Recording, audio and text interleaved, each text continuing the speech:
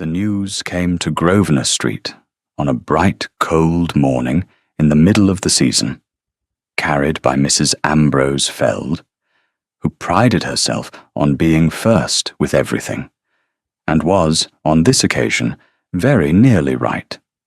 She swept into the Dowager Duchess of Kelvinridge's morning room in a rustle of police and self-importance, and she did not so much sit as deposit herself. She said, before she had well got her breath, that it was settled at last. He was coming. The new Duke of Kelvinridge would be in town within the fortnight, and would open the great house in Berkeley Square, and would, everyone agreed, be looking at last for a wife. Every mother in England has heard it by now, Mrs. Feld said, with relish.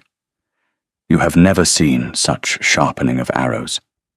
A duke, and not above 35, and unmarried and grieving, which, as you know, only makes them more determined. The poor man will be hunted to ground before Whitsun.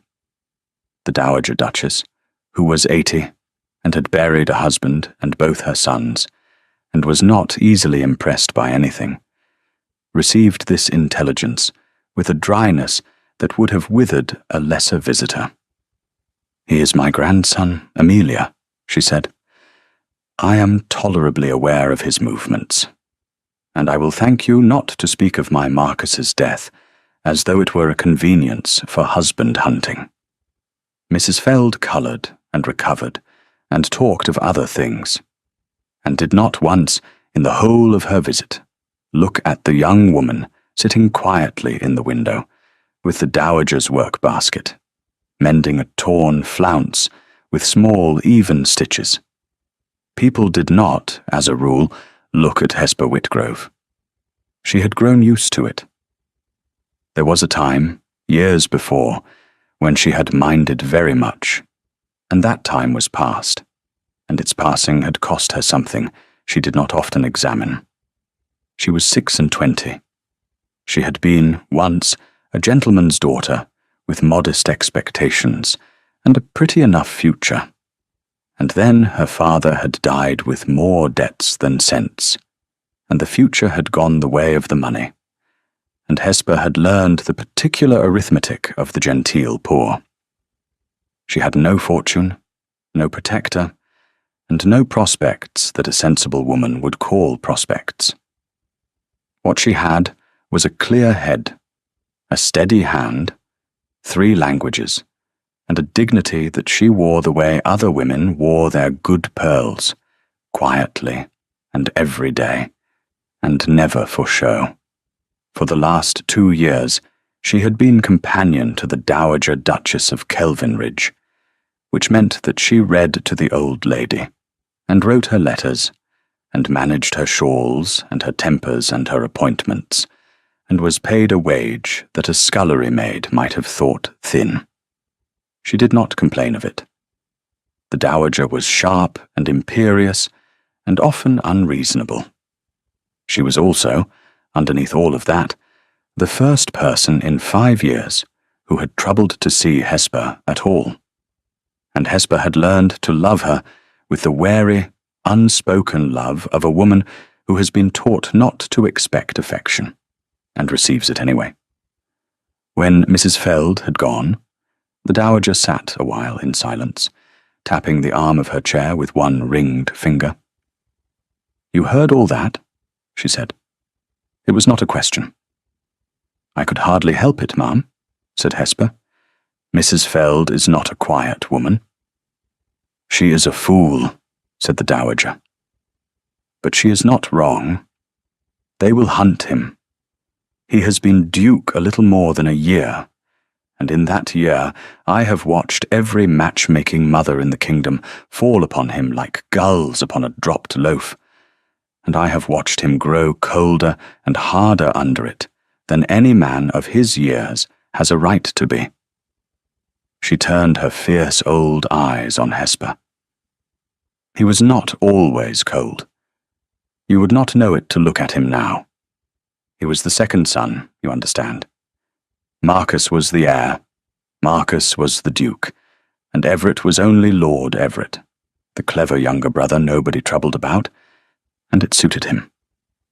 He had his books and his travels, and a modest independence, and no one hunted him, because a younger son with no title is not worth the hunting.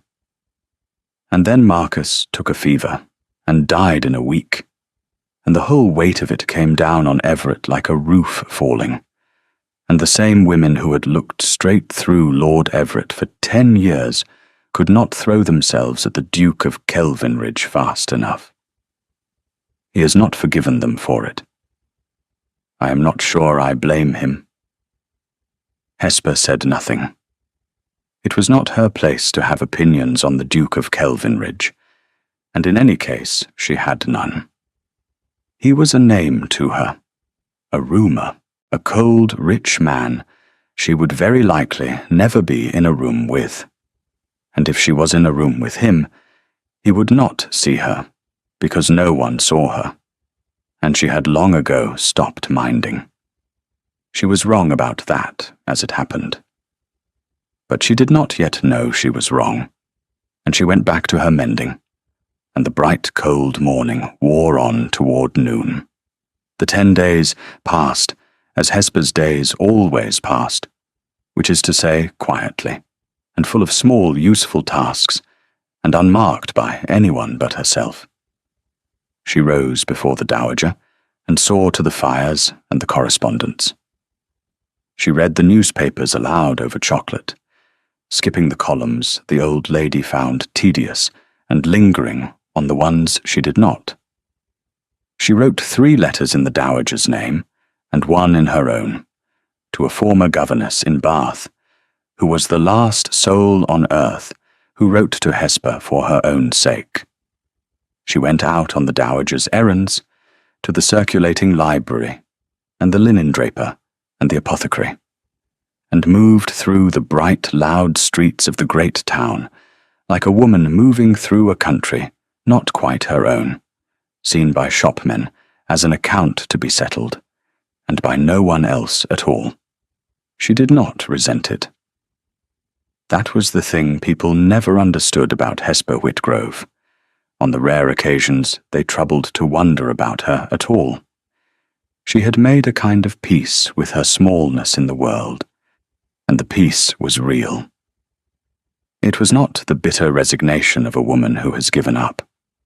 It was the harder-won calm of a woman who has looked her life full in the face and decided to live it with her back straight.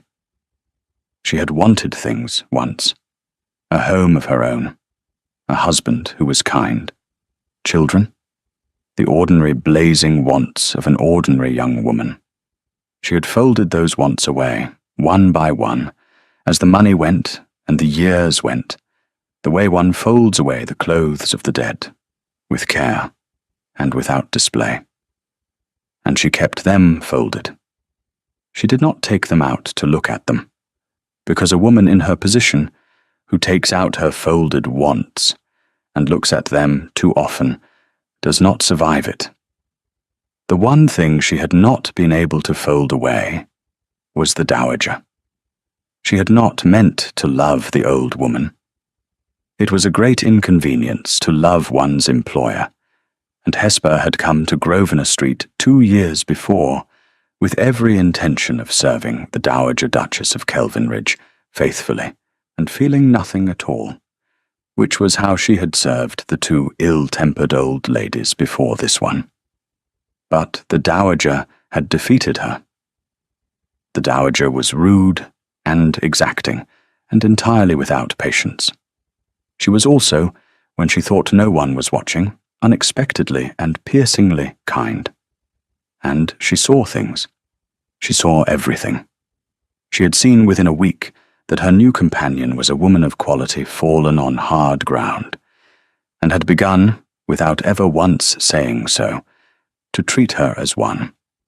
"You will dine with me tonight," the Dowager had said, that first week, and had not meant at the servants' table. "You will call me Tabitha when we are alone," she had said, that first month. "I am 80, and I am tired of being a duchess in my own drawing room, and you are the only creature in this house with the wit to talk to me."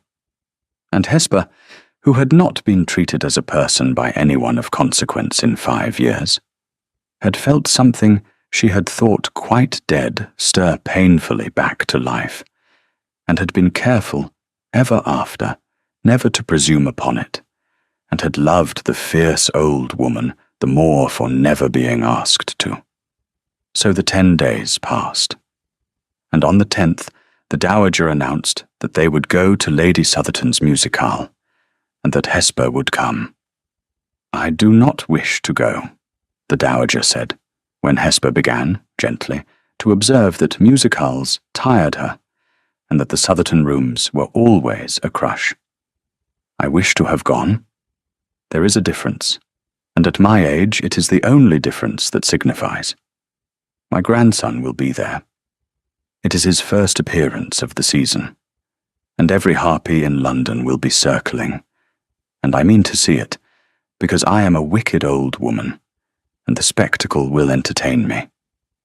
You will carry my fan and my vinaigrette and my opinions. You will stand behind my chair and tell me afterward everything I was too proud to be seen squinting at. Wear the grey silk, not the good grey, the other one." She met him, then, at Lady Southerton's musicale, on a warm evening near the middle of the season, in the grey silk that was not the good grey. The musicale was a crush. The great rooms were full to suffocation, and the heat was tremendous, and the singing, when it could be heard over the talk, was indifferent. Hesper stood behind the Dowager's chair, against the wall, where companions stand, holding the things she had been given to hold, and she watched the room the way she always watched rooms, from its edge, with the clear, detached interest of a person no one is watching back. She saw the Duke of Kelvinridge come in, because the whole room saw him, because the whole room had been waiting for him. The talk did not stop exactly, but it changed, the way a field changes when a cloud crosses the sun, and every fan in the room began to move a little faster, and every unmarried woman under 30 arranged herself, without appearing to, toward the door. He was tall, and he was auburn-haired, which she had not expected, and he had a hard, handsome, closed face, and eyes of a cold, clear sea grey that moved over the assembled company with an expression of such thorough and weary distaste that Hesper felt, absurdly, a flicker of sympathy for him. He looked like a man walking into a trap he had walked into 100 times before, and expected to walk into 100 times again. He looked besieged. He looked, under the coldness, tired to the bone. And then the hunt began, as the Dowager had said it would. Hesper watched it with the same detachment she watched everything. She watched the mothers steer their daughters into his path. She watched Lady Genevieve Carstell glide toward him with the serene confidence of a woman who has never been refused anything.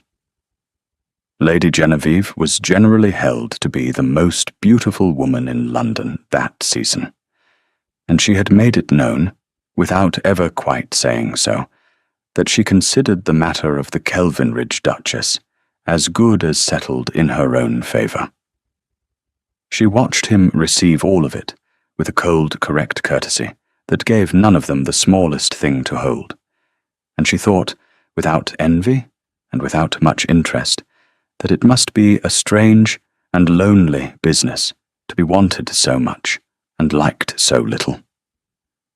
She watched one encounter in particular, because it happened close enough to the Dowager's chair for her to hear it. A mother of formidable brow, and a daughter of about 18, pretty and frightened, had run the Duke to ground by a pillar. The mother was talking, rapidly and brightly, of nothing at all, of the heat and the music, and the sad thinness of the season's company. The daughter stood beside her, with her eyes down, and a look on her face that Hesper knew. The look of a young creature being made to perform, and hating it. The Duke of Kelvinridge listened to the mother with a stillness that was not politeness, but its cold opposite, a stillness like a shut door. He answered in words of one syllable. He did not once look at the daughter. The whole small transaction went on for perhaps 2 minutes, and then the mother, defeated, bore her mortified child away to try elsewhere. He had not been unkind, exactly. He had said nothing rude. But there had been a contempt in the perfect economy of his answers that was worse than rudeness, and Hesper, watching, thought that the contempt was not for the frightened girl, who after all had wanted none of it, but for the whole machinery that had shoved her forward. And she thought, too, that a man cannot go on pouring contempt on the world, however deserving, without some of it curdling in him and turning inward. She was sorry for him again, and then was impatient with herself for being sorry, because the private sorrows of dukes were no business of a companion in a made-over gown. Lady Genevieve Castell managed the thing better. Hesper watched her do it. Where the other women rushed, Lady Genevieve waited. Where they talked, she was serene. She did not pursue the Duke across the room, but arranged, by some art Hesper could not name, for the currents of the room to carry him past her. And when he passed, she gave him only a cool inclination of her lovely head, and a single remark, and let him go, so that she alone, among all the women in the room, appeared not to want him. Hesper, who was a shrewd judge of performances, having spent her life at the edge of them, recognized at once that this was the most dangerous performance of all. Lady Genevieve Castell had studied the Duke of Kelvinridge's particular weariness, and meant to be its cure, and would very likely succeed.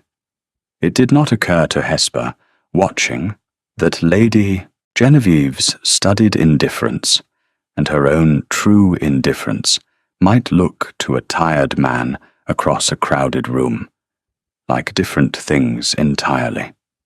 It did not occur to her, because nothing about the Duke of Kelvinridge was, or ever could be, anything to do with her. She did not try to catch his eye. The thought would not have occurred to her. She had nothing to catch it with, and no reason to try, and a companion who makes eyes at a duke is a companion who will shortly be looking for a new situation. So she looked after the dowager's comfort, and fetched a glass of lemonade the old lady did not much want, and stood quietly against her wall, and was, as far as she knew or cared, invisible. She was not invisible. That was the thing she did not know. From across the crowded room, the Duke of Kelvinridge, hemmed in by mothers and daughters, and the endless soft artillery of the hunt, had found, without meaning to, the one still point in all the moving room. A young woman against the far wall, plainly dressed, holding an old lady's fan, watching the whole performance with a calm, grey gaze that wanted nothing from him at all. She was not arranging herself toward him. She was not looking at him. She was the only person in the room who was not, and to a man who had spent a year being looked at by everyone who wanted something, the sight of one person who did not was like cool water. He asked his grandmother about her, later, when he had fought his way to the dowager's corner, as much to escape the hunt as to pay his respects. "Who is that?" he said, low, when the civilities were done. "The young woman behind your chair." The dowager did not turn her head.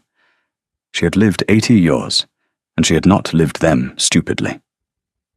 "That," she said, "is my companion, Mrs. Whitgrove. Miss Whitgrove, I should say. She is not married. A gentleman's daughter, ruined by her father's debts, entirely without fortune, entirely respectable, and the most sensible creature I have met in 20 years. Why do you ask?" "No reason," said the Duke of Kelvinridge, which was a lie, and his grandmother knew it was a lie, and said nothing, and filed it away. He crossed the room to her a quarter of an hour later. It should not have been remarkable. A duke may speak to whomever he pleases. But the Duke of Kelvinridge had spent the entire evening being pursued and giving nothing, refusing with cold courtesy to single out any woman in the room. And when he set down his glass and walked deliberately the whole length of Lady Southerton's crowded drawing-room, past the beauties and the heiresses and Lady Genevieve Carstell herself, and stopped in front of a penniless companion against the wall, the room noticed. The room noticed very much. The fan stopped. "Miss Whitgrove," he said. Hesper was so unaccustomed to being addressed by anyone of consequence that for a moment she thought he must be speaking to someone behind her. She glanced round and found only the wall, and understood with a small, cold shock that the Duke of Kelvinridge was standing in front of her and had said her name. "Your Grace," she said, and curtsied, and did not simper, and did not flutter, and did not do any of the things the room was watching to see whether she would do. She simply waited, with her grey eyes level on his, to be told what he wanted, because in her experience, great people who addressed her wanted something fetched. "You are the only person in this room," said the Duke, "who has not looked at me all evening. I confess I came across to discover why." "I had no particular reason to look at you, Your Grace," said Hesper, quite honestly. "You are very much looked at already. I did not think you would miss one pair of eyes, and I was occupied with her Grace's fan." It was not meant as wit. She was answering his question, because he had asked it, and she answered questions honestly, having found long ago that honesty saved a great deal of trouble. But the Duke of Kelvinridge looked at her for a moment, as though she had said something remarkable, and something moved at the corner of his hard mouth. Not a smile, the almost of one. "No," he said, "I don't suppose I would." And then, after a pause, in a lower voice, "It is a novel sensation, Miss Whitgrove, not to be looked at. I find I have missed it more than I knew." He bowed and moved away, and the evening closed over the moment like water. But the room had seen, and across the room, Lady Genevieve Carstell, who had watched the Duke of Kelvinridge cross a crowded floor past herself to speak to a nobody in a made-over gown, smiled a small smile that did not reach her eyes, and began very quietly to think. We'll take a very short break. If you don't want to miss new stories, please subscribe to the channel. What happened next happened quickly, and it happened because Lady Genevieve Carstell was not a woman who left important matters to chance. She had decided some time ago that she would be the Duchess of Kelvinridge. She had decided it, in truth, before the present Duke inherited.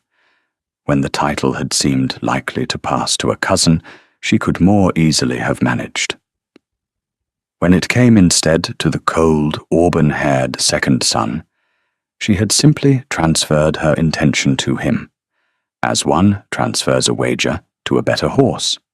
She was beautiful, she was well-born, she was accomplished, and she had never in her life encountered an obstacle that beauty and birth and patience could not remove. She did not intend to lose the Duke of Kelvinridge to a season of being cold at her. And she certainly did not intend to lose him to a penniless companion whom he had crossed a room to speak to, an event she had witnessed and had not liked at all. So Lady Genevieve did what such women have always done. She arranged matters. At the great ball that the Duke's own grandmother gave a fortnight later to open the Kelvinridge house in Berkeley Square, Lady Genevieve arranged to be found. She let it be understood, by a whisper here and a hint there, that she had an understanding with the Duke, and then she arranged the appearance of one. She would draw him aside on some pretext to the library, which she had established was quiet. She would ensure that certain persons, chaperones, and gossips of unimpeachable authority would happen upon them there alone. And the Duke of Kelvinridge, a man of honour, would have no choice, when found in a compromising privacy with an unmarried lady of quality, but to offer for her on the spot. It was neatly planned. It had worked for cleverer women than Lady Genevieve on colder men than the Duke. It did not work, because Hesper Whitgrove was in the library. She had gone there to escape. The dowager, exhausted and triumphant, had retired early to her rooms above, and had told Hesper to go and sit somewhere quiet for an hour and stop hovering. And Hesper, who found the great glittering crush of the ball as wearying as the dowager did, had slipped away to the one room in the house where no one ever went during a ball, the library. She had curled into a deep chair in the corner with a book, in the half-dark, entirely content, and had lost herself in it, so that when the Duke of Kelvinridge came into the library some while later, drawn there by a note he had been handed, a note he already half suspected, he found not the empty room the note had promised, but a companion asleep over a book in the corner. He stopped, and in the stopping the whole shape of the evening changed. Miss Whitgrove. She woke, and was mortified, and rose apologizing, the book sliding from her lap.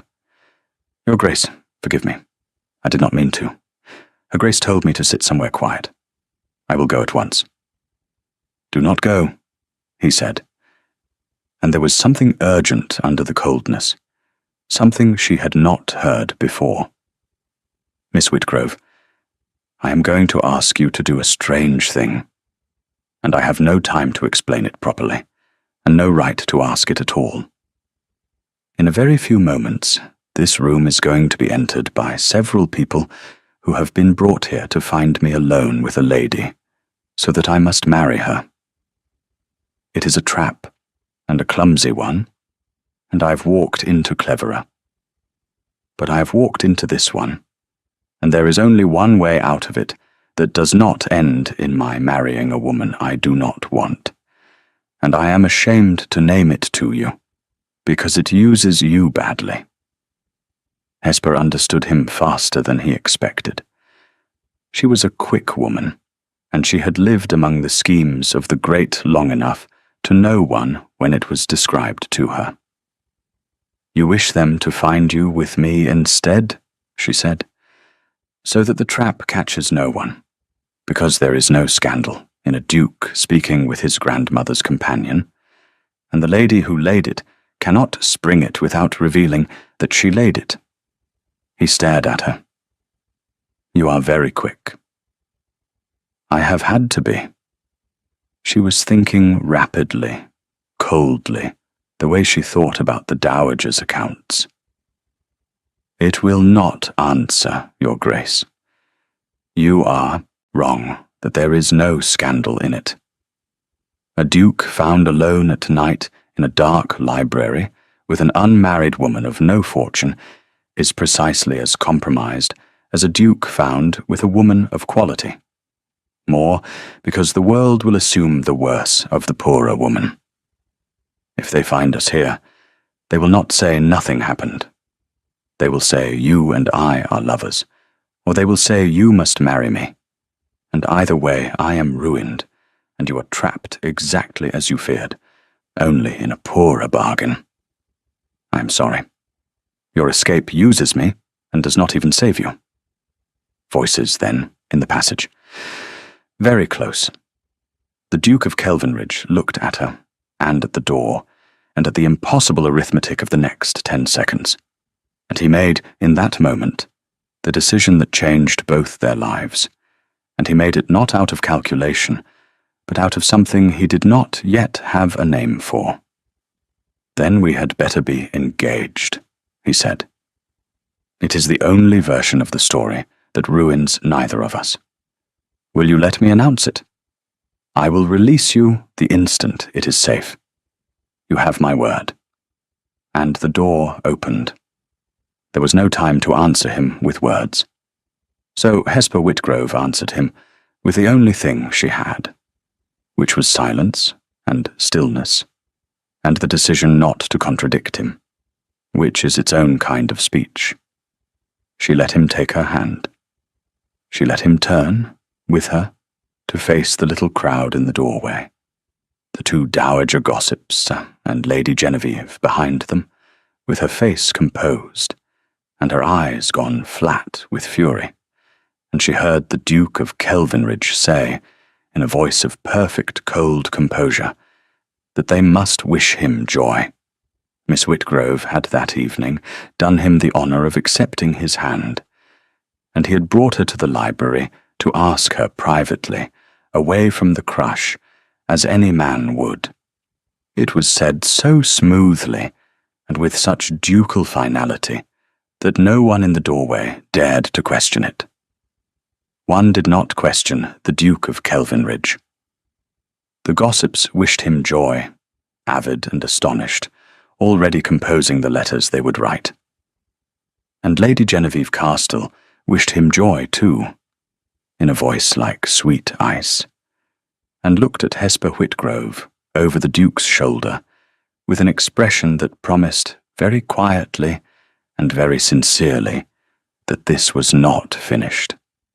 The Dowager Duchess of Kelvinridge learned of her grandson's engagement at breakfast the next morning from her grandson, who came to tell her himself before the gossip could, and who told her the whole truth of it, because he had never lied to her in his life, and did not mean to begin. She heard him out. She sat very still, a small, fierce old woman in a vast bed, and she heard the whole of it, the trap, the library, the sleeping companion, the impossible 10 seconds, the lie he had told to save them both. And when he had finished, she said only, "And you mean to release her, once the season is over, and the thing can be quietly dropped?" "That is what I promised her." "I see." The Dowager looked at her grandson for a long moment, at the cold, closed face that had not been cold when he was a boy, at the sea-grey eyes that had learned in one hard year to give nothing away. "And how do you find, Everett, the prospect of being engaged for a season to Hesper Whitgrove?" "I find it convenient," said the Duke. "It ends the hunt. A man who is engaged is not pursued. I shall have a season's peace, which I have not had in a year, and she will have a season's protection and a handsome settlement when we part, which will keep her from ever having to fetch another old woman's fan. It is a fair bargain on both sides, and no one is harmed by it." Said the Dowager, and let him go, and lay a long while afterward, looking at the canopy of her bed, and thinking her own thoughts. For she had seen her grandson's face when he spoke of finding it convenient, and she had heard the thing he had not said, which was the thing under the words. She had lived 80 years, and buried 2 sons, and she knew, as certainly as she knew anything, that the Duke of Kelvinridge was already though he did not yet know it himself, a good deal more than conveniently engaged. She said nothing of this. It was not a thing that could be told. It was a thing that had to be waited for. But she smiled, alone, at her bed canopy, the first true smile she had smiled since Marcus died, and she resolved to do nothing whatever to hasten the quiet dropping of the engagement, and a good deal, very quietly, to prevent it. For Hesper, the days that followed were the strangest of her life. She had been invisible for 5 years, and now, overnight, she was the most looked-at woman in London, and she discovered that she did not much like it, and that she was rather good at it all the same. The Dowager took her in hand at once. There would be no half measures, the old lady declared. If Hesper was to be the affianced bride of the Duke of Kelvinridge, fiction or no fiction, she would be dressed and turned out as such, and the whole of society could choke on it. So there were modistes, and gowns in colours Hesper had not worn since her girlhood, deep greens and soft greys that were not the greys of a servant, but the greys of a woman who had chosen them. There was a lady's maid of her own, and there was the slow, strange business of learning to walk into rooms as though she had a right to be in them, which, Hesper found, was less a matter of learning than of remembering. She had been born to it before the money went, and the body does not entirely forget. She bore the scrutiny with a composure that surprised everyone who had wagered against her. And there was a great deal of scrutiny. Society could not make her out. A nobody, a companion, and the cold Duke had crossed a room for her, and offered for her within the fortnight. So society did what society does with a thing it cannot make out. It watched, and it whispered, and it waited, half of it hoping she would fail, and half of it, the kinder half, quietly delighted. For there is always a part of any crowd that loves to see the overlooked one lifted up. Hesper did not fail. She was not grand, and she did not try to be. She was simply, unfailingly herself, plain-spoken and dignified, and impossible to fluster. And it turned out that being oneself, when oneself is a woman of real quality, is a great deal more compelling than being fashionable. The kinder half of society began, slowly to be won. The other half waited for Lady Genevieve to strike. The whispers reached her, as whispers do. She heard herself discussed at a morning call by 2 ladies who had not troubled to lower their voices. On the theory, Hesper supposed, that a companion is a kind of furniture, and does not hear. They wondered aloud what the Duke could possibly see in her. They observed that she was well enough in a quiet way, if one liked that sort of thing, though of course no one did any longer, brown-haired, quiet women having gone quite out of fashion. They speculated, with a delicacy that was its own insult, on what arts a penniless nobody must have used to catch what the loveliest women in England had not. One of them said, laughing, that it must have been witchcraft, for she could think of nothing else that would answer. And the other laughed too.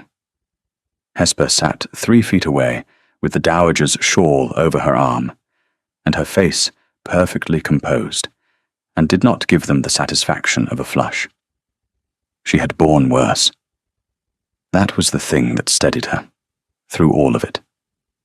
She had buried a father in disgrace, and been turned out of the only home she had known, and had walked at 21 up the area steps of a stranger's house to take a servant's wage, and she had done it with her back straight. Beside that, the whispers of idle women were nothing. They were less than nothing. They were a summer wind. She had learned a long time ago the one lesson that such women never learn, because they have never needed to. The opinion of people who do not know you cannot touch the part of you that is real, unless you let it. And the letting is a choice. And the choice is yours, always, and is the one thing in all the world that poverty and disgrace and invisibility can never take away. So she let them talk, and she carried the dowager's shawl. And she was, though not one of them could have said how, entirely untouched. And it was this, more than any gown the dowager put her in, that began by slow degrees to turn the tide. And the Duke of Kelvinridge, who had entered into the whole business as a convenience, found that the convenience was becoming something he had not bargained for. They were much together, of necessity. An engaged couple must be seen. So they rode in the park, and attended the same dinners, and stood up together at balls, and sat side by side at endless, interminable evenings. In all of it, they had to talk. And it was the talking that undid him, as it had undone him the first night, because Hesper Whitgrove talked to him as no one else did. She did not flatter him, and she did not fear him, and she did not, above all, want anything from him. The one thing she might have wanted, the marriage, she knew to be a fiction. And so she was free with him in a way no other woman in England was free. Free to be honest, free to be dry, free to tell him plainly when he was wrong, which he was sometimes, and to say so, which no one had said to him since Marcus died. He found himself saving things to tell her. He found himself at the dreary dinners, watching the door for her. He found that the cold, weary distaste with which he had come to regard the whole world lifted in her company, like a fog burning off, and that he could not always account for the lightness that came in its place, and did not, at first, try. They rode out together in the park one grey afternoon, because an engaged couple must be seen to ride, and the fashionable hour found them walking their horses side by side down the long avenue, while all of society took note. For a time they said the things one says, and then, past the worst of the crowd, where the avenue thinned and the bare trees closed over them, the Duke fell silent. Hesper, who had learned his silences by now, let him keep it. After a while he spoke, not of anything in particular, only of the park. He spoke of how his brother had taught him to ride not a quarter mile from where they now were, on a fat pony called Barnabas, that had bitten everyone but Marcus. He told her how the two of them had raced along this very avenue as boys, at dawn, before the fashionable world was awake to be scandalized by it. You loved him very much, said Hesper. Everyone loved him. It came out flat, worn smooth by repetition. I am told so at every dinner in London. What a loss to the world. What a gate his death has opened. He was quiet a moment. No one asks whether I loved him. They ask whether I mean to open the Scottish house, and whether I shoot, and whether I have views on the marriage of their daughters. They do not ask about Marcus, because Marcus is over, and I am what is left, and a thing that is over is of no further use. He glanced at her, and away. You asked, on the first evening, before you had any reason to trouble yourself with me. You asked what he was like. No one else has asked me that in a year. Then no one else has been paying attention, said Hesper. A man does not become a title the day his brother dies. He only becomes a title in the eyes of people who were never looking at the man to begin with.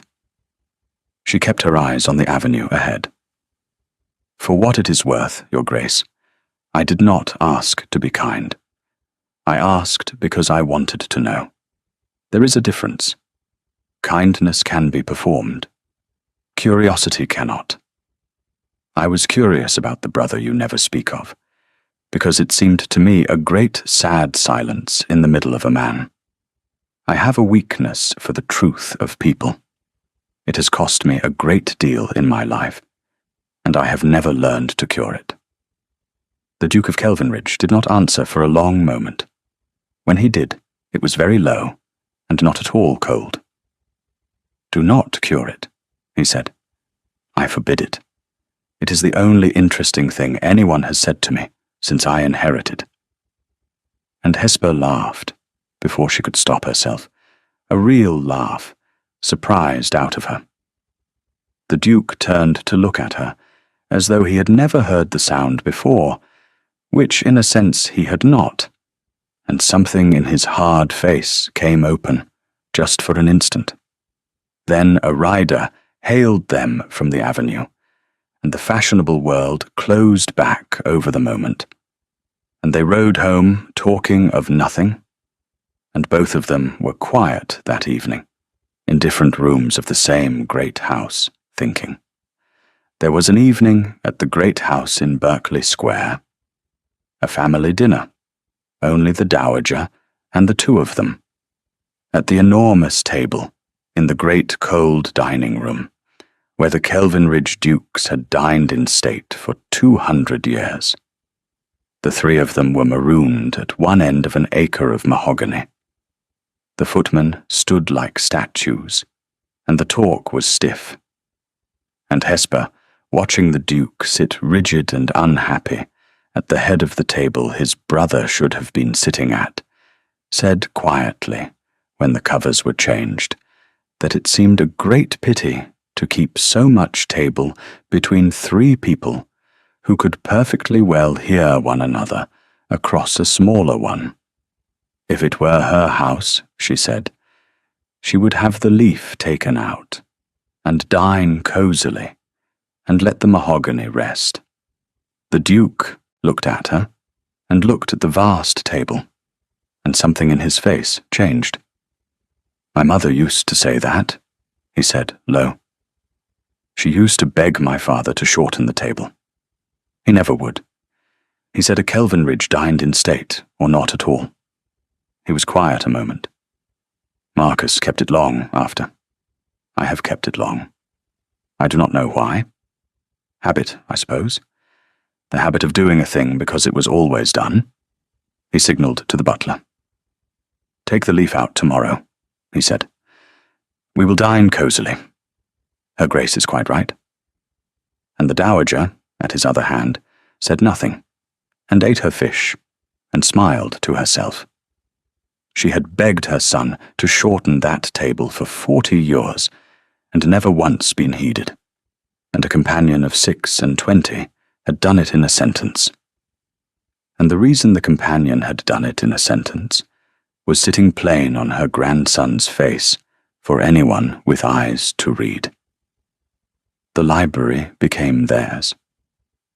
It was where the whole business had begun, and it became, over that strange season, the one place they went to be out of the glare.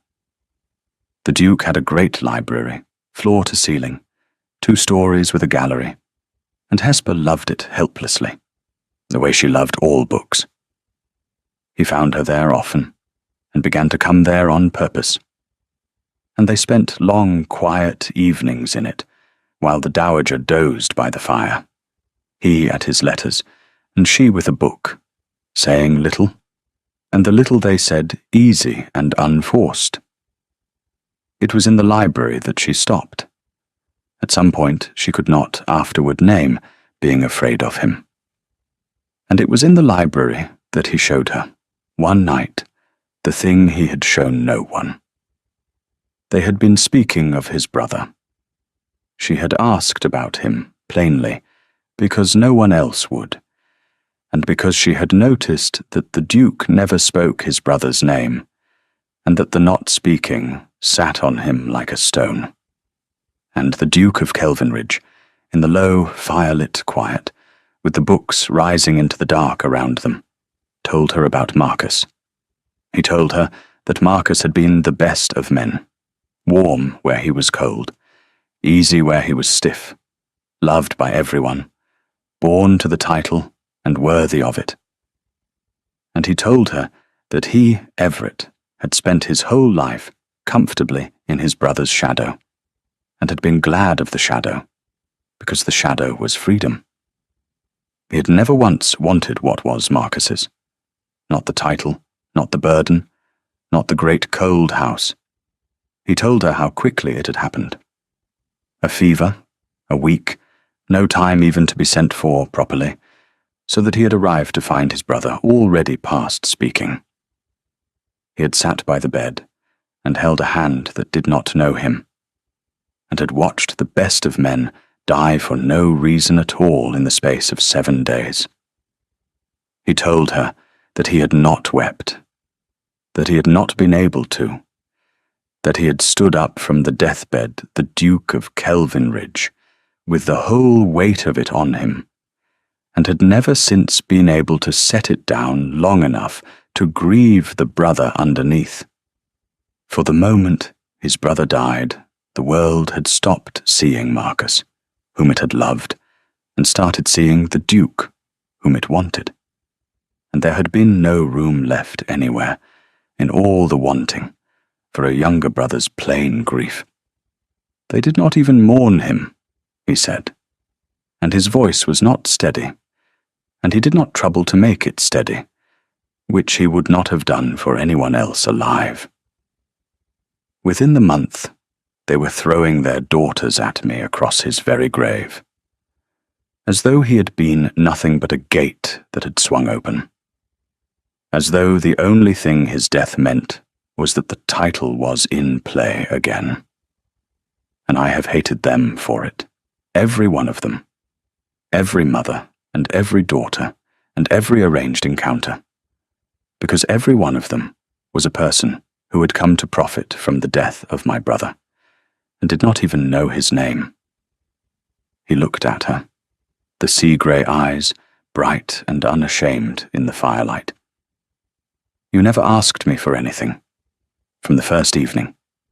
You are the only person since Marcus died who has looked at me and seen a man and not a title. I do not think you know what that has been worth. Hesper did not fill the silence. She had learned, in a hard school, that grief does not want to be answered, only witnessed, and she gave him the one thing she had, which was to sit with him in it, and not look away, and not offer comfort he had not asked for.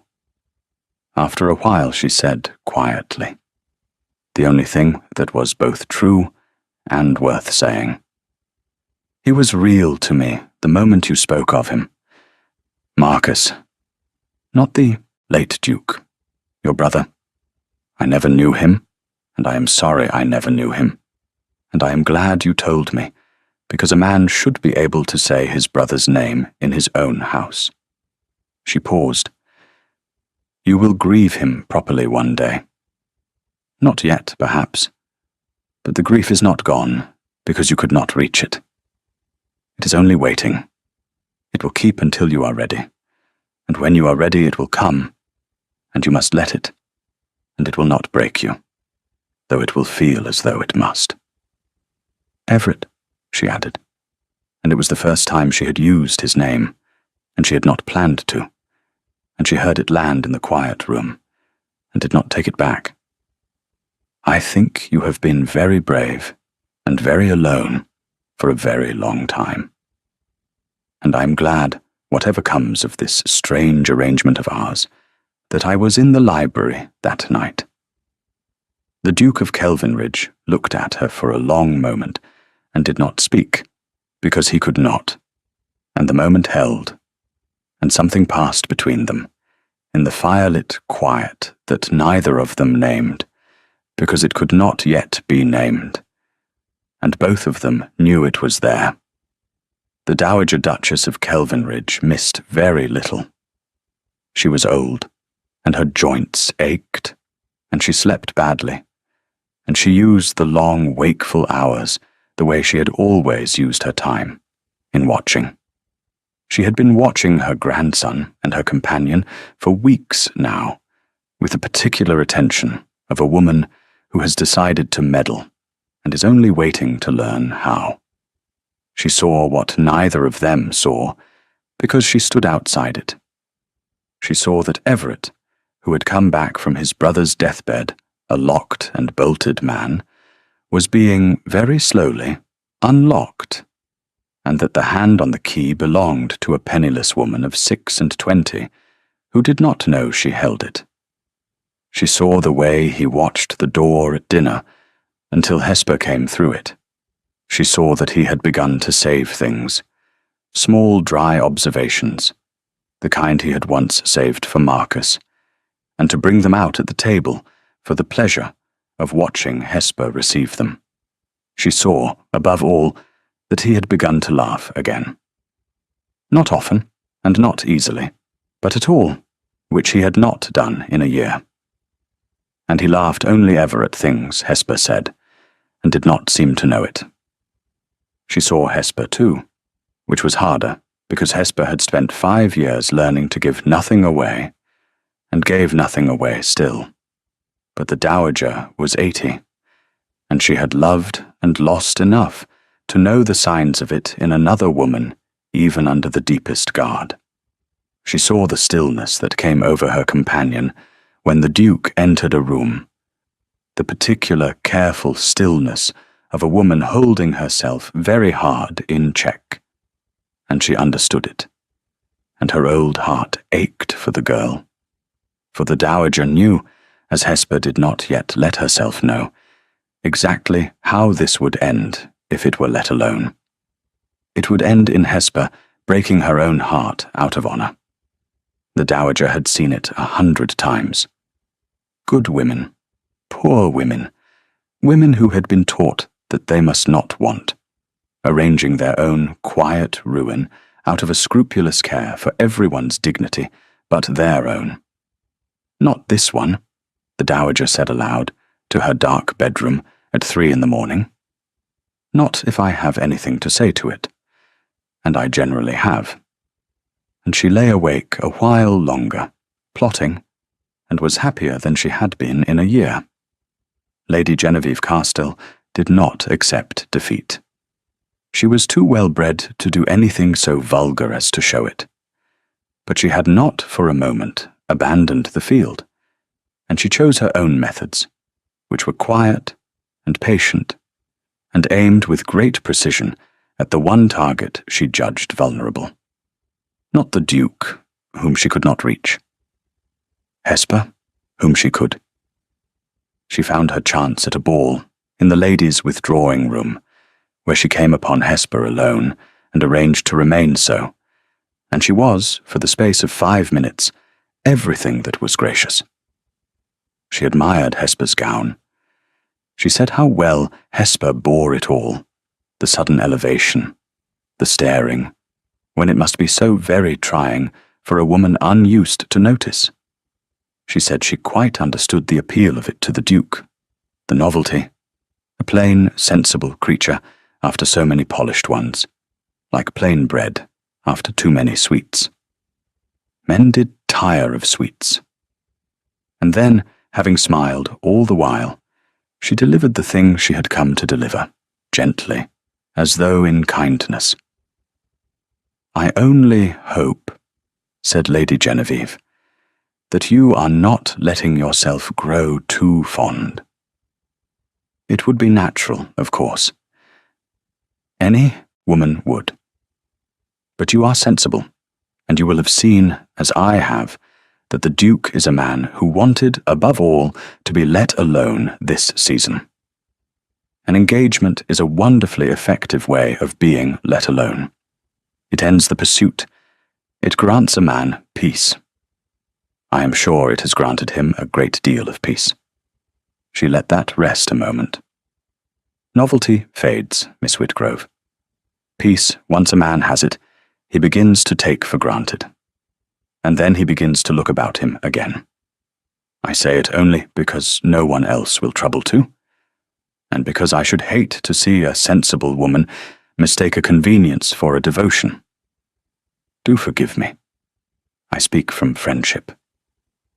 And she pressed Hesper's hand, and smiled her smile that did not reach her eyes, and went out, leaving the poison behind her, exactly where she had meant to leave it.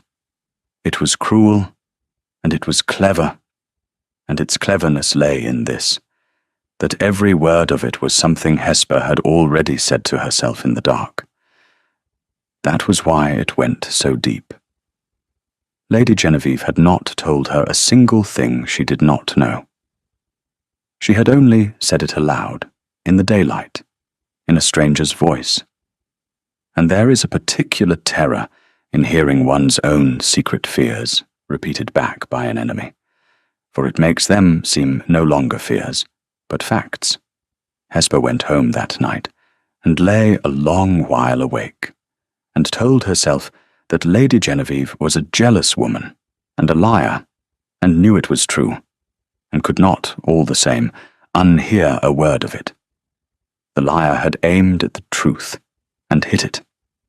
It was not long after that night that Hesper Whitgrove understood she was in danger, and named the danger to herself plainly, alone, as was her way, and did not pretend it was anything but what it was. She was coming to love him. It was the most foolish thing she had ever done, and she had done a great many foolish things in her time, but none so foolish as this. She was a penniless companion, and he was the Duke of Kelvinridge, and their engagement was a fiction that both of them had agreed to end. If she allowed herself to forget that, if she allowed the fiction to become, in her own secret heart, a hope, then she was no better than the 100 women he despised, the women who wanted the title, except that she wanted worse. She wanted the man, and the man was not hers to want. He had made a bargain with her. He had promised to release her. And a woman of any honor at all does not take a bargain struck in a crisis and quietly reshape it, in the dark, into a trap. So Hesper did the thing that cost her more than anything had cost her since her father's grave. She decided to release him. She did not tell him at once. She waited for the right moment, which is to say, she waited for her own courage. And while she waited, the season wore on toward its great climax, the Duke's own midsummer ball. It was the ball that would open the Kelvinridge house fully to the world at last, and mark, everyone assumed, the formal celebration of his engagement. And as that ball approached, 2 things happened. The first was that the Duke of Kelvinridge, who had spent the season slowly and unwillingly falling in love with his fictional betrothed, resolved to make the fiction true. He did not know how to say it. He was a man 10 years out of the habit of wanting anything he was allowed to have, and the wanting frightened him, and he circled it for days, like a man circling a fire. He settled at last that he would tell her at the ball. He would ask her, truly, to be his wife in fact, and not in fiction. And he would do it well, and publicly if she liked, so that the whole world should know he had chosen her. The second was that Lady Genevieve Castle discovered that the engagement was a lie. She discovered it because she was clever and patient, and had been watching, and because she had at last got a servant of the Berkeley Square house to talk. The servant had overheard, weeks before, a conversation in the library between the Duke and Miss Whitgrove, in which the words fiction and release, and when the season is over, had figured plainly. It was enough. Lady Genevieve did not need proof that would stand in a court. She needed only enough truth to make a story, and she had it, and she chose her moment with the care of a woman who has waited a whole season to be revenged, and her moment was the Duke's own ball. Hesper found her chance to speak to the Duke on the afternoon before it. She had meant to release him gently in private before the ball. She owed him that, she thought, before the whole world gathered to celebrate a thing that was not real. She found him in the library, and she had her whole speech prepared, and she got perhaps 4 sentences into it before it all went wrong. "Your Grace," she began, because she had gone back, deliberately, to the formal address, as a way of putting the necessary distance between them. "The season is nearly over. You have had your peace, and I am glad of it, and I think the time has come to speak of ending our arrangement, as we agreed, before the ball makes it harder to end. I do not want you to feel bound by a promise made in a crisis. I release you from it. Whatever is said afterward, whatever the gossip, I will bear it. I have borne worse, and I would rather bear it than hold you to a fiction a moment longer than honor requires. You have been more than fair to me. I only wish to be fair to you in return." She had rehearsed it 100 times, and she got through it steadily. And it was, she thought, rather well done, dignified and clear, and giving nothing of herself away.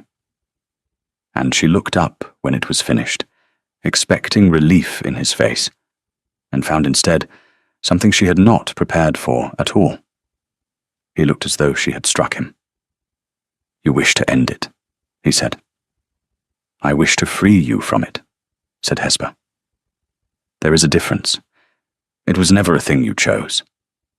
You reached for the nearest hand in a burning room. I have been glad to be that hand. But a man should not have to marry the hand he reached for, and I will not let this arrangement become the very trap you are trying to escape.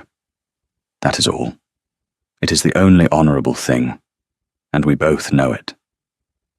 And the Duke of Kelvinridge, who had spent 3 days composing the words with which he would ask her to stay, found that every one of them had deserted him.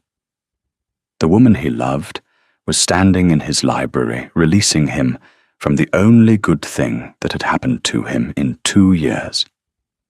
She was doing it out of honour, out of a scrupulous care for his freedom, out of the plain, unselfish decency that was the very reason he loved her. And he could not find, in the wreck of his prepared speech, a single word to tell her so. So he said the wrong thing. He said stiffly, coldly, because coldness was the armour he reached for when he was hurt past bearing, that if that was her wish, he would not stand in the way of it, and that they would speak of the particulars after the ball. And he turned away to the window, and the moment broke. Hesper, who had come to free him, and had somehow contrived to feel as though she had been dismissed, gathered the pieces of her dignity, and left the library. And neither of them had said the one true thing that would have mended it, because both of them were too proud and too frightened and too certain of being unwanted to risk it. The ball that night was the most brilliant of the season. All of London came to the great house in Berkeley Square, thrown open at last, blazing with light, and Hesper moved through it on the Duke's cold, correct arm, and smiled the smiles that were required of her, and felt as though she were made of glass. They did not speak of what had passed in the library. They did not, in truth, speak of much at all. And Lady Genevieve Carstell watched them from across the ballroom, and saw the stiffness between them, and understood that whatever had been between the Duke and his companion was cracking of its own accord, and she decided that she would give it the final blow herself in front of all the world, and take back what she considered her own. She made her move at the height of the ball, in the great gallery, before the largest possible crowd, in the pleasant carrying voice of a woman who has planned every word. She began by wishing the Duke joy, sweetly, and Miss Whitgrove too. And then she said, with a little laugh, that it was such a romance. Was it not? Such a very sudden romance, and so touching that the Duke should have chosen so far beneath him. And she did hope, she really did, that dear Miss Whitgrove was not distressed by the foolish story going about. The unkind story. The story that the whole engagement was nothing but an arrangement. A fiction got up in a moment of difficulty, and always meant to be quietly ended once the season was safely over. She said she was sure it was not true. She said it in the voice of a woman entirely sure it was true, and pitching every word to Carrie, and watching Hesper's face as she said it, with the bright avid eyes of a cat at a mouse hole. The gallery went very quiet. This was better than anyone had hoped. The kinder half of society held its breath for the overlooked girl, and the other half leaned in. And Hesper Whitgrove stood in the blazing light with 100 eyes upon her, and felt the whole fragile edifice of the season come down around her. She knew, with a strange calm, that it was over, that the truth was out, and could not be put back. In a moment she would have to say something. And whatever she said, the world would see that Lady Genevieve had struck true. She would not lie. She had never been able to lie. She opened her mouth to say the only thing left to a woman of honor, which was some quiet, dignified admission that would free the Duke publicly and ruin herself for good. And she got as far as drawing the breath to say it. She never said it, because the Duke of Kelvinridge crossed the room. He crossed it as he had crossed Lady Southerton's drawing room 3 months before, deliberately, the whole length of the great gallery, past the beauties and the gossips, and Lady Genevieve Carstill herself, and this time the whole of London watched him do it, and this time he did not stop at a polite distance. He came to Hesper's side, and he took her hand, her plain, ungloved hand, in front of everyone. He turned with her to face the room, and he spoke into the ringing silence, in a voice of such cold, ducal finality, that not one soul in that gallery would ever afterward dare to doubt a word of it. Lady Genevieve is misinformed, he said. There is a story going about, as she says. I am glad of the chance to correct it before all of you, since you are all so kind as to be interested in my affairs. The story is that my engagement to Miss Whitgrove is a fiction, got up for convenience and meant to be ended. He paused, 1 second, 2, 3, and let it hang. It is not true. It was true once. I will not lie to you, even to spare myself. Miss Whitgrove would not wish me to, and I have learned to want what she wishes. When I asked her to let our engagement be announced some months ago, it was indeed to escape a difficulty, and we did indeed agree, the two of us, that it should be quietly ended when the season was done. The gallery did not breathe. Lady Genevieve's smile had begun, very slightly, to fix. But that was some months ago, said the Duke of Kelvinridge, and I was a colder and a stupider man some months ago, and I did not yet know what I had been given. I know it now. Miss Whitgrove came to me this very afternoon and released me from our engagement. She did it out of honor, because she believed I did not truly want it, and she would not hold me to a promise made in a crisis. She freed me. That is the kind of woman she is. And I stand here before all of you to tell her, since I was too great a fool to tell her this afternoon, that I do not want to be freed. I want to be held to it. I never wanted anything so much in my life." He turned from the room to her. The coldness was gone from his face entirely, gone as though it had never been, and there was nothing in it now but a naked, terrified, entirely unducal hope.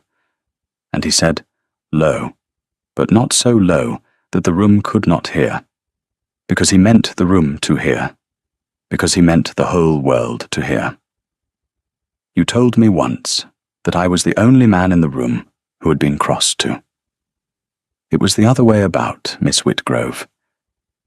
You are the only person in the world I have ever wished to cross a room to reach, and I have now done it twice, in front of half of London, which I hope will persuade you that I mean it, since I am told I am not always able to say what I mean. I refused 100 women who wanted my title. I am asking the one woman who never wanted anything from me at all. Not the arrangement, not the fiction. You.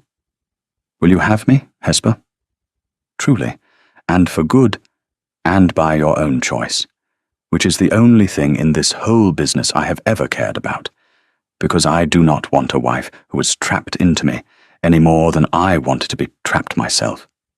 Choose me, or refuse me, but do it freely, and do it now, and put me out of my misery, because I find I cannot bear another moment of not knowing." And Hesper Whitgrove, who had come to the ball made of glass, and who had stood a moment before at the very edge of ruin, looked at the Duke of Kelvinridge, at Everett, at the man, and not the title, at the naked hope in the sea-grey eyes, and she understood that she was being offered, in front of all the world, the one thing she had spent 5 invisible years teaching herself never to want, that it was real, that it was hers, and that she had only to reach out her hand and take it. She did not simper. She did not weep. She did the thing she had always done, which was to tell the plain truth, plainly. And she told it not to the room, but to him, in a clear, steady voice that carried none the less to the furthest corner of the gallery. She had decided that if she was going to say it, she would say it so that no one could ever again pretend she had been anything but chosen. Chosen freely. Chosen first. "I released you this afternoon," she said, "because I loved you, and because I would not trap a man I loved. That was the whole of it, and I did not tell you, because a woman in my position does not say such things to a duke. I will say it now, since you have been so foolish as to make it possible. I have loved you since the night you told me your brother's name in this house's library. Not the Duke. You, Everett. I wanted nothing from you. That is true, and it is still true. I want nothing from you.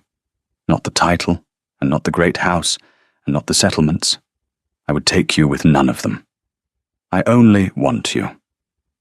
And so, yes, freely, and for good, and by my own choice, in front of all of London, and my own dignity, and everything I have ever believed about what a woman like me is permitted to hope for. Yes, I will have you." There was a silence of exactly 3 seconds, and then the great gallery of the Kelvinridge house erupted, because even the unkind half of society cannot in the end resist the sight of the overlooked one lifted up. The kinder half was already weeping, and somewhere near the front the Dowager Duchess of Kelvinridge was heard to say, to no one in particular, in a voice of enormous satisfaction, that she had known it since the musical, and had merely been waiting for the two of them to catch her up. And the Duke of Kelvinridge, in front of all the world, lifted his companion's plain, ungloved hand to his lips, and did not let it go. Lady Genevieve Carstill left London within the week. There was nothing left for her there. She had staked a whole season, and a good deal of her pride, on becoming the Duchess of Kelvinridge, and she had lost.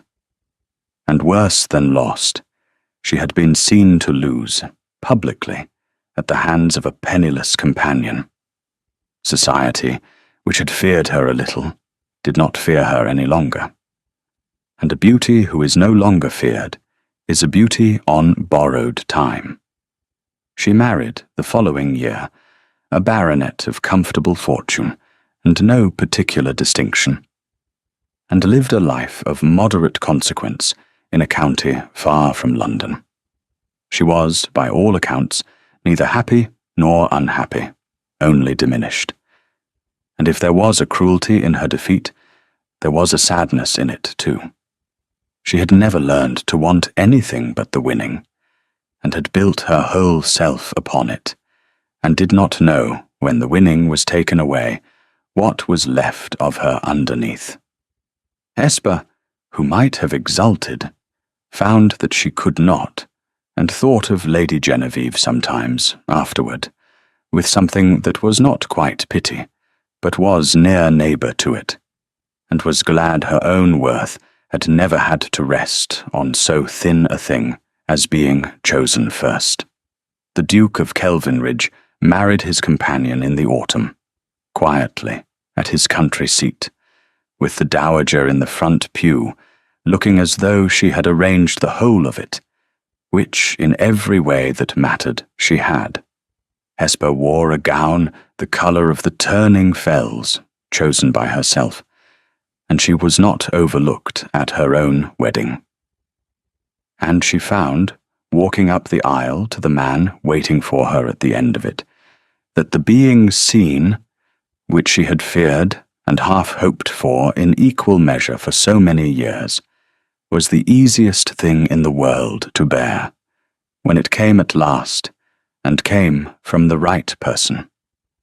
The great table in Berkeley Square was never made long again. They dined cosily, the two of them, at the near end of it, close enough to talk. And in time there were more than two, and the house that had been cold for a generation grew warm. The library, where the whole strange business had begun, remained the heart of it, the place they went of an evening to be quiet together while the fire burned down. The grief came, in the end, as Hesper had told him it would.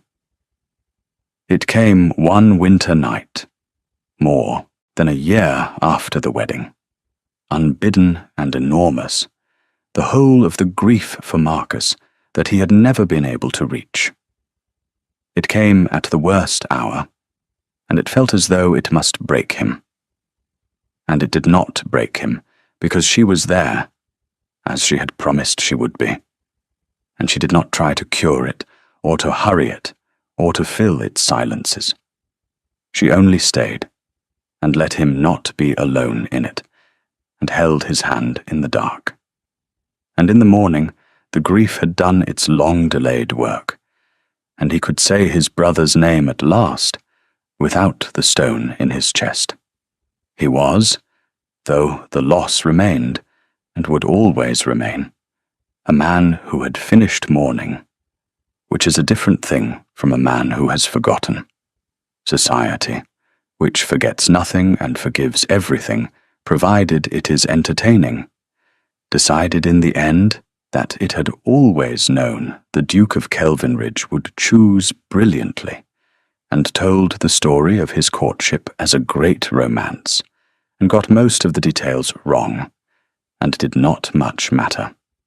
Only two people knew the whole truth of it, and one old woman who had guessed. They knew that it had begun with a lie told in a burning room, and had become the one wholly true thing in either of their lives. They knew that the world had looked straight through both of them. Once, the second son no one troubled about, and the companion no one saw. And they knew that they had found each other precisely in the not being seen, two invisible people who had turned out, when someone finally looked, to be the realest things in any room, and on winter evenings, in the warm library, the Duke of Kelvinridge would sometimes look up from his letters at his wife across the fire, the woman he had crossed a crowded room to reach on a night when she had not troubled to look at him. And he would think that of all the 100 women who had wanted the Duke, the only one worth having had been the one who had wanted nothing but the man. She had told him so, plainly, in front of all the world. And she had been, from the first cool, grey, unimpressed glance to the last, the only person who had ever truly seen him. Thank you for listening to the story, all the way to the end. Please tell us which city you're watching from, and what the story made you feel. Don't forget to subscribe, so you won't miss new stories.